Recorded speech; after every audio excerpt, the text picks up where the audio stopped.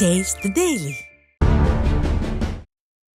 திண்டுக்கல் மாவட்டம் ஆத்தூர் அருகே மழைநீரில் மூழ்கி நெற்பயிர்கள் சேதமடைந்துள்ளதால் விவசாயிகள் வேதனையடைந்தனர். குஞ்சனம்பட்டி கிராமத்தில் தொடர் மழையால் 30 ஏக்கரில் பயிரிடப்பட்ட நெல், தட்டைப்பயிர், மக்காசோளம் உள்ளிட்ட பயிர்கள் மழைநீரில் மூழ்கி சேதமடைந்தன. இதுகுறித்து தகவல் தெரிவித்தும் திறனற்ற ஸ்டாலின் அரசின் செயலற்ற அதிகாரிகள் இதுவரை நேரில் பார்க்கவில்லை என விவசாயிகள் தெரிவிக்கின்றனர். ஏக்கர் ஒன்றுக்கு 25,000 வரை செலவு செய்தும் நஷ்டத்தை சந்தித்துள்ளதால் அரசு உரிய இழப்பீடு வழங்க வேண்டும் என்றும் கோரிக்கை விடுத்துள்ளனர்.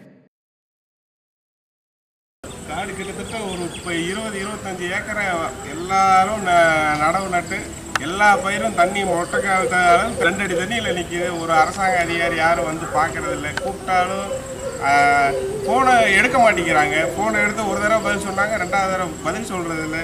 நாற்று எல்லாம் போச்சு. கிட்டத்தட்ட ஒவ்வொரு ஆளும் 25,000 ரூபா 30,000 ரூபா கிட்டத்தட்ட 3 லட்சம் ரூபாய்க்கு மேலே இது பூரா செலவாகி பயிர் பூரா வீணாக போச்சு. எங்களோட வாழ்வாதாரமே கேள்விக்குறியாயிடுச்சு.